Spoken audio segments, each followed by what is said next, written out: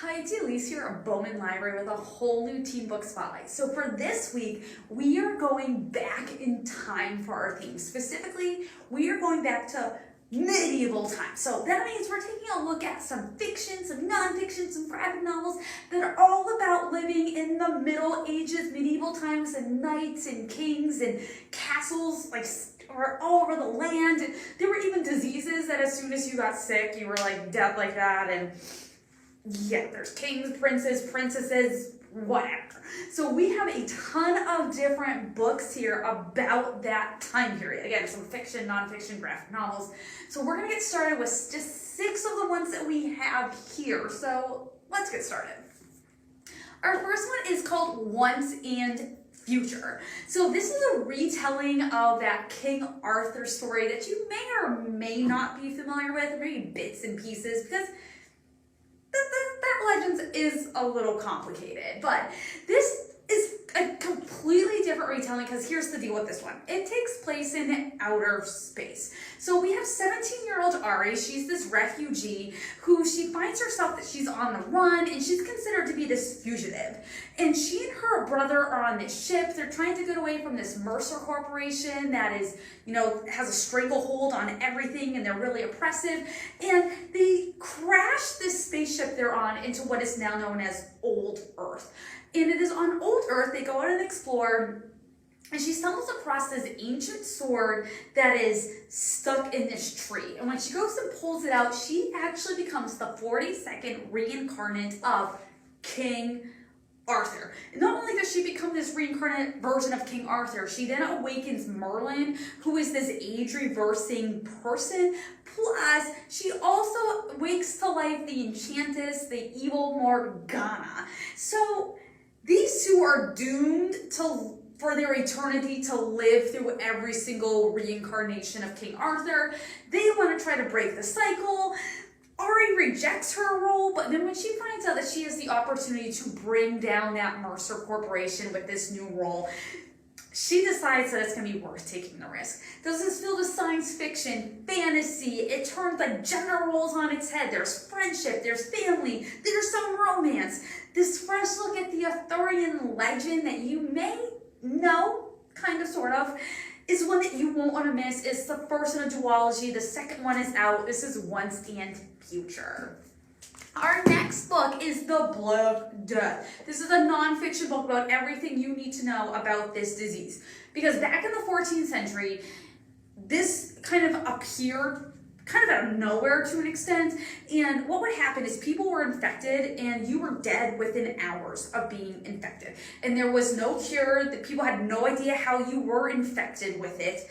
And they literally were at a loss. So this book takes a look at all the aspects of this disease, as well as the impact as it had on history in the Middle Ages and beyond. Some of the cures that you're going to read about that they came up with are even more gross than probably the disease itself. But it's one of those that I feel like we can't stop reading about. Like once you find out more, you just want to know more. This is named after a disease that when you got infected, these black spots and sores would appear on your body. Anything you want to know about the Black Death, it is in this book called The Black Death. Excalibur, The Legend of King Arthur by Tony Lee. So if you are looking for a true to the original legend of King Arthur in graphic novel form, look no further than this one because this is the one for you. So this starts at the beginning of the story with Arthur pulling the Excalibur out of the stone and with the lady in the lake, and then it just goes into like the crazy stuff about his vengeful sister Morgana, who becomes that evil enchantress that we just talked about with Once and Future, and he is betrayed by his closest friend. You will be along with Arthur for all of the action from the time he pulls Excalibur to becoming King Arthur of Camelot. There are some violent scenes, there is some language in this book, so just be forewarned. But if you want to learn more about the legend or you think you know everything, there will be things you will learn in here.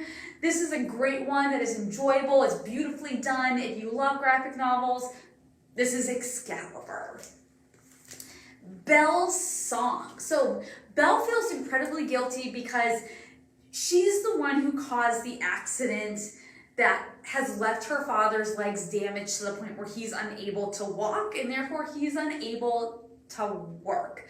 So she's tried a variety of things to try to atone for her sins, because that is what they thought. If bad things happen to you, then you must have sinned. You need to cleanse yourself, your body, your whatever.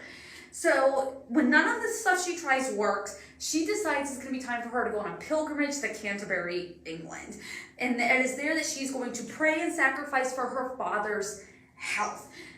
It is along the way that she meets some people, including who is known as a famous poet and author today, Gregory Chaucer. And it is his group, and they soon find themselves on this journey together that's going to change their lives. They're even accused of being spies for King Richard, and Belle finds herself in this love triangle. It is this historical story that you will learn so much about at a time in history that you probably never even considered before. And that's one of the things I love about nonfiction and historical fiction. So I encourage you, if you want to know more about what it's like to live at this time, especially with religion and how it impacted their life, this is Belle's song. And I Darken. So it is the mid-1400s, and siblings Lada and Radu are living in what's called Wallachia. It's now known as Romania today. And their father is the crown prince Vlad Dracul. So in order to strengthen and secure his throne, Vlad decides he's going to send his children off to the Ottoman Empire as hostages, where they are now forced to survive in a place where they literally know anyone and no one cares if they live or die. But it is when they become friends with the Ottoman Prince Mehmet that the three of them become inseparable, and their lives start to change in ways they could never imagine. From Radu converting to Islam, to Lada trying to figure out who she is in this area, in this world that she's limited, and she's to her rights and options because she's a female. There are parts that do drag. I will forewarn you, there are parts that do drag in this book, but it is worth it. I can promise you that. And I will also warn you, there are parts that do not shy away from the brutality and the realism of living in this era, in this location.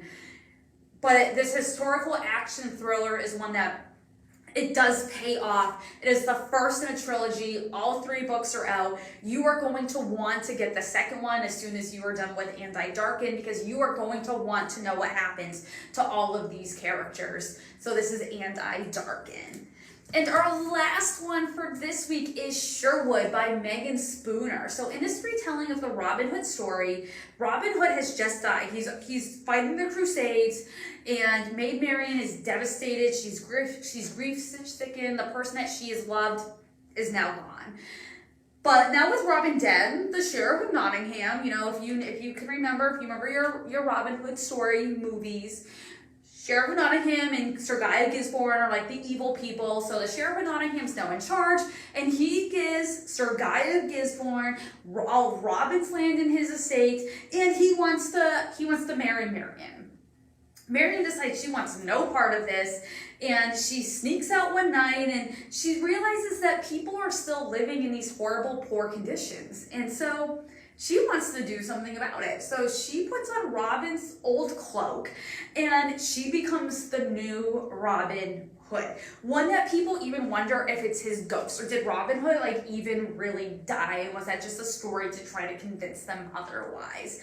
So this is setting out to right wrongs, and injustice is done to people. This is a female-driven adventure that turns the story that we all know. If you're a Robin Hood purist, there might be some parts that you're not gonna like, but if you're willing to try something new, this is Sherwood. So these are just 6 of the books that we have here at the library that are set in medieval times, or it's Middle Ages. So I encourage you to come out, explore one of these if you want to learn more about this time period. If not, if you don't want one of these but you want to learn something else about this time, we probably have it here. So make sure to ask. We will help you find whatever perfect book it is that you want to read. I hope you tune back next week when we have a whole new teen book spotlight, and I hope you have a great week.